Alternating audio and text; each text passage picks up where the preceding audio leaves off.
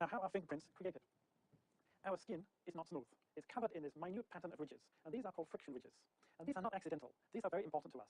These friction ridges enable our hands to hold up objects. So if I didn't have friction ridges, I wouldn't be able to hold up this water bottle like this. It would drop out of my hand immediately. It's the pattern of the friction ridges that gives the pattern of the fingerprints.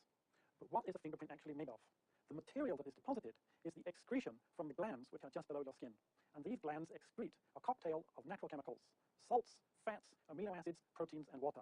And it's the deposit of these on the surface of some other object that creates the fingerprint. Now let's compare fingerprints to DNA. With DNA technology, we can statistically calculate that no two people have the same DNA. Or, to be correct, we can statistically calculate that the likelihood of two people having the same DNA is minute and vanishingly small. Except, of course, for identical twins, as we have discussed in the DNA lecture. Fingerprinting is not quite the same. Even though the early experts on fingerprinting did do statistical calculations, it's essentially experience. In more than a century of fingerprinting, no two people have been found to have the same fingerprints. Even identical twins do not have the same fingerprints. Their fingerprints may be very similar, but they are not necessarily identical. The reason that identical twins can have different fingerprints is that identical twins are identical at the moment of conception. Everything that happens after conception is not necessarily identical and can be different, and fingerprints, of course, are formed later. So the first principle of fingerprinting is about difference. And the first principle is that no two fingers have the same prints, including identical twins. That's why when you're fingerprinted, they take all 10 prints. The second principle of fingerprinting, which was pointed out by Mark Twain, of course, is that fingerprints do not change during a lifetime. So Mark Twain used the phrase, from the cradle to the grave. In fact, fingerprints form before you're in your cradle, before you're born, but obviously that's not a great forensic use. And fingerprints remain after you're in your grave, after you're dead. In fact, fingerprints will survive as long as your skin survives. So even when your internal tissues are liquefying, you can still give fingerprints. Now, do fingerprints change? Fingerprints of themselves do not change, but fingerprints can be changed. So here is an example of the famous American gangster. He was #1 most wanted, John Dillinger. And he knew the dangers of his fingerprints giving him away, so he attempted to destroy his fingerprints using concentrated acid. As you can see, he didn't succeed. Nevertheless, there are ways to get rid of your fingerprints. And one way is if you're taking this anti-cancer drug, capecitabine. So there was a gentleman who was taking capecitabine because he was in remission from cancer. It's an anti-cancer drug. But he was in remission, and he traveled to the United States to visit friends and relatives. Now, when you enter the United States, you are fingerprinted.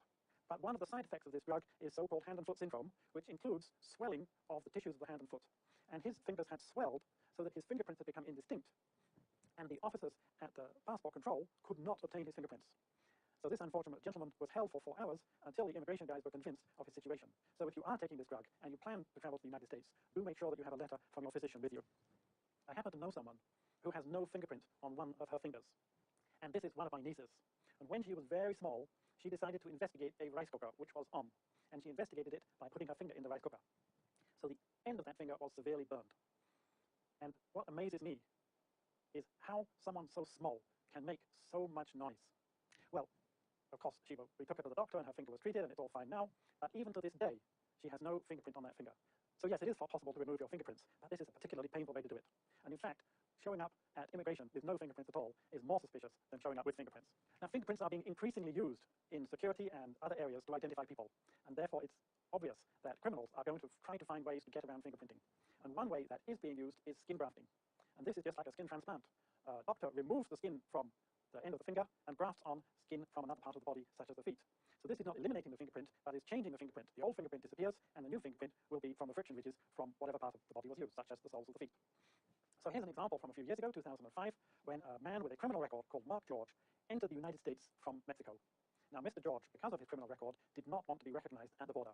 He knew he would be fingerprinted, and therefore he went in for this skin graft procedure. He got a doctor to graft skin from his feet onto his fingers. The mistake he made was to try to re-enter the United States before his feet had healed up properly, and his limping gave him away, and he was identified and arrested. The doctor who carried out this procedure, a man called Jose Covarrubias, was tracked down. He was living in Harrisburg, Pennsylvania. He was tracked down a few years later, and he was charged and ultimately sentenced to 18 months in prison. It's a relatively short sentence, and that is because it could only be proved that Dr. Covarrubias had carried out this medical skin graft procedure, and there was no evidence that Dr. Covarrubias had been involved in any of Mark George's other activities.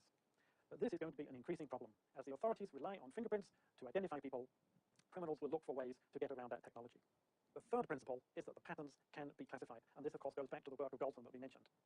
The small features present in fingerprinting can be described in different terms, and you can see some of the terms here on this slide. And looking at them, you can see that some of the terms are clearly geographically inspired, and some appear to be inspired by the railways.